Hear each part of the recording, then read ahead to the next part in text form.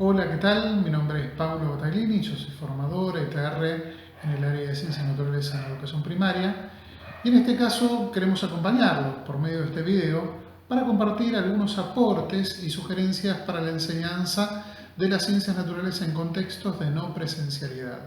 Consideramos primordial, ¿sí?, fortalecer los lazos con nuestros niños y niñas desde la distancia física como primer propósito de la enseñanza. Para que esto sea posible, debemos recurrir a diferentes formas de comunicación y de propuestas que atiendan a los escenarios heterogéneos en los que viven y aprenden nuestros alumnos, sosteniendo el abordaje de las ciencias naturales desde la enseñanza por indagación. Teniendo en cuenta este escenario y los contextos diversos que son los hogares de nuestros niños y niñas, donde se desarrollan las prácticas de enseñanza a la distancia. Nos centraremos en esta oportunidad en 3 puntos para desarrollar esta propuesta que daremos como ejemplo, ¿no? En un primer sentido, vamos a hablar de justamente el sentido de las actividades. ¿Esto qué significa?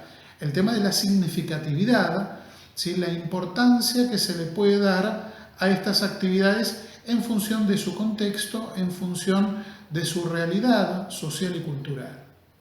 Por otro lado, también la elección de los recursos didácticos como un segundo punto, donde en estos casos también se deben tener en cuenta la elección de los materiales, que deben ser justamente materiales sencillos para poder trabajar en sus hogares. Y en tercer medida, la centralidad de los modos de conocer. Y a esto nos referimos justamente en lo que pueden llegar a trabajar en sus casas desde estos modos de conocer o competencias científicas como la observación, el planteo de hipótesis, la anticipación, el registro, el análisis de datos y la búsqueda de información. Hola, soy Ana Julia Nedia de Región 22. Como les decía Paulo, nos vamos a centrar en los modos de conocer y como no se trabajan de forma aislada los modos de conocer, utilizamos para ejemplificar un contenido de tercer año, las plantas y sus cambios. Recordemos que los modos de conocer son contenidos, por lo tanto también pensamos estrategias para ayudar a nuestros alumnos a desarrollarlos. Bueno, como el enfoque de indagación nos propone, vamos a comenzar nuestro recorrido didáctico planteando una situación problemática. Es una situación que provoca un desafío en nuestros alumnos, que les permite empezar a poner en juego sus ideas para resolverla. ¿Sí? En este caso, planteamos la siguiente. Tomás comenzó a observar por la ventana de su cuarto de forma diaria. Empezó a ver que un árbol del patio del vecino tenía hojas verdes, pero ya entrado el mes de abril sus hojas se fueron tornando de color amarillo y se fueron cayendo en los sucesivos días. Pero también se dio cuenta que había un árbol más lejano, no llegaba a verlo en su totalidad, pero sus hojas seguían verdes. Tomás empezó a cuestionarse, ¿qué le está ocurriendo a los árboles? ¿Será la época del año? ¿Les pasará a todos lo mismo?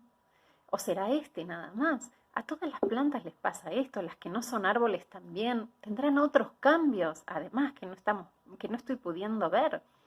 Se le empezaron a ocurrir ideas y empezó a anotar en su libreta. Hizo dibujos, empezó a tratar de buscar explicaciones. ¿Podemos ayudar a Tomás? ¿Qué creen ustedes que habrá escrito? Y así empezamos a proponer una situación donde ellos empiecen a pensar en sus hipótesis, ¿sí? Acompañamos esta situación problemática de preguntas investigables. ¿A qué llamamos preguntas investigables? Se diferencian de las preguntas fácticas. Las preguntas fácticas se responden con un hecho, con un dato concreto, ¿sí? Eh, Se diferencian porque estas preguntas proponen poner en juego otros modos de conocer, ¿sí? Analizar, relacionar, observar, explorar, digamos, son preguntas que tengo que pensar estrategias para buscar una respuesta a esa pregunta.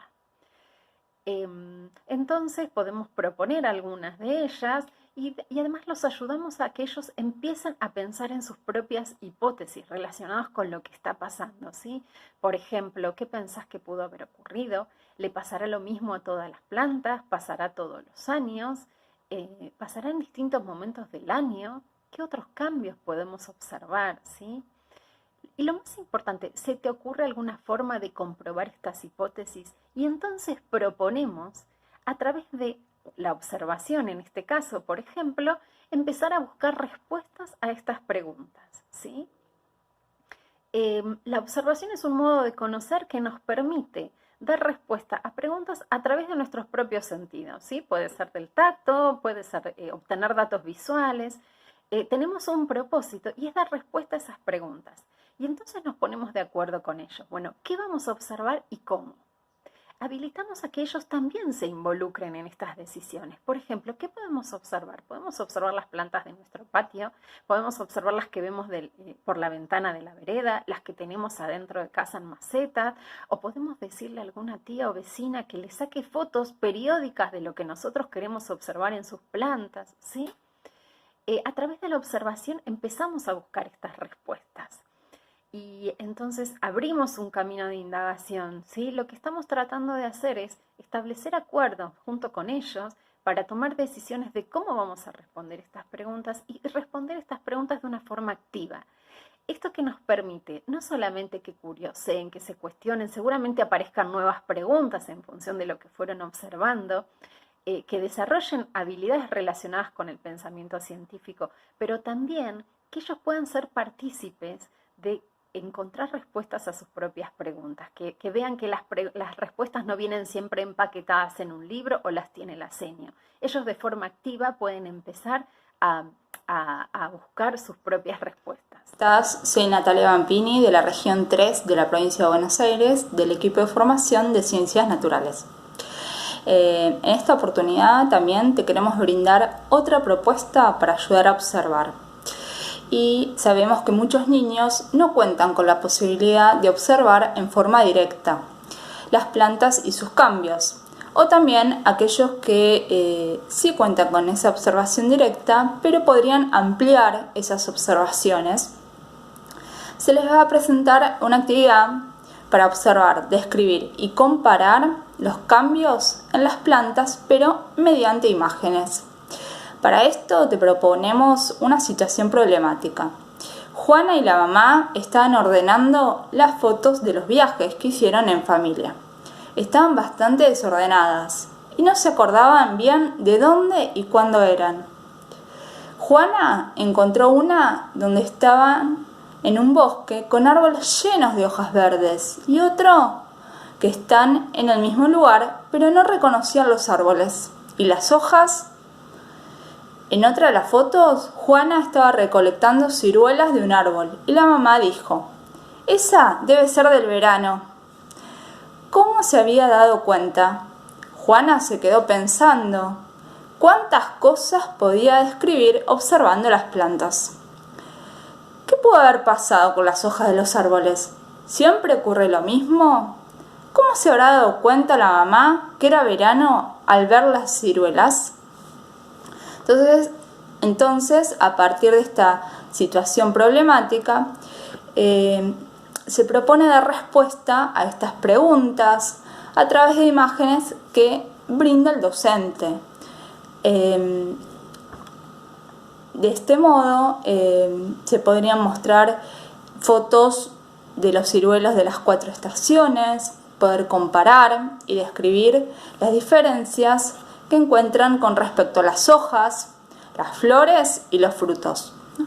A partir de las imágenes se les puede proponer que observen, comparen y describan lo que ven en cada imagen, guiando esta descripción por medio de preguntas que den sentido a la observación. Lo que buscamos con estas preguntas que promuevan la observación, que no se respondan de forma directa. Entonces, por ejemplo, ¿se observan diferencias en las plantas de ciruelo durante el año? ¿Cuáles son esas diferencias? ¿Cómo están sus hojas en cada estación? ¿En qué momento presentan flores y frutos? También para esto podríamos sumar a esta actividad preguntas para desarrollar la comparación con otras situaciones a partir de esas observaciones, tales como esas diferencias que observan en el ciruelo, ¿se observan en otras plantas? ¿Qué similitudes podés establecer? ¿Encontrás algo en común a todas las plantas? ¿Todas cambian en la misma época del año? Soy Paula Darwich de la región 19 y continuando con la propuesta abordamos un nuevo modo de conocer que son las formas de registrar, el registro que vamos a hacer. ¿Cuáles son las posibilidades de registro que tenemos o que tienen los niños para poder registrar esto que estuvieron observando? Pueden ser desde lo más simple a registros más complejos. Por ejemplo, un dibujo con rótulos, ¿sí? Dibujar eso que estuvieron observando y poner palabras asociadas a cada parte de ese registro.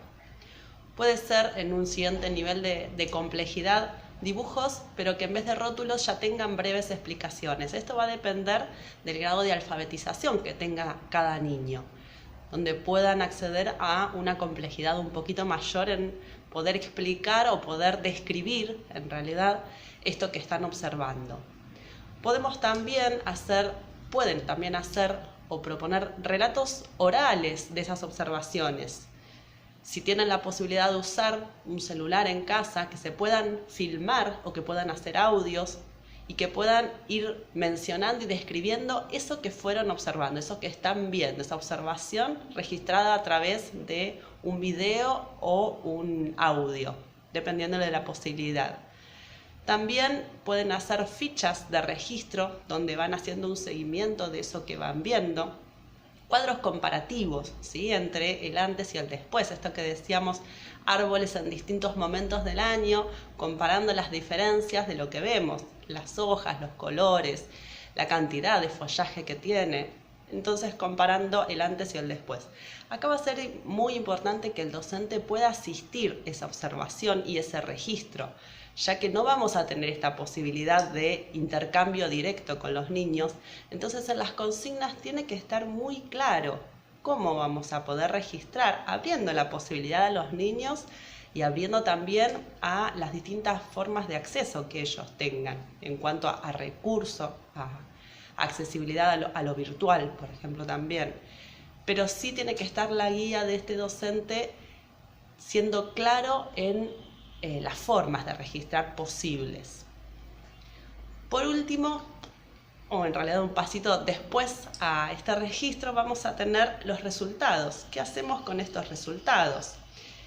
Acá va a ser importante que haya un momento de retroalimentación, es decir, un ida y vuelta, un intercambio que necesariamente tiene que ser con el docente como para poder guiar todo esto que se fue haciendo por parte de los niños, acompañar esos procesos de construcción de aprendizaje, pero además también sería importante que pueda haber una retroalimentación, un compartir esta información con otros compañeros.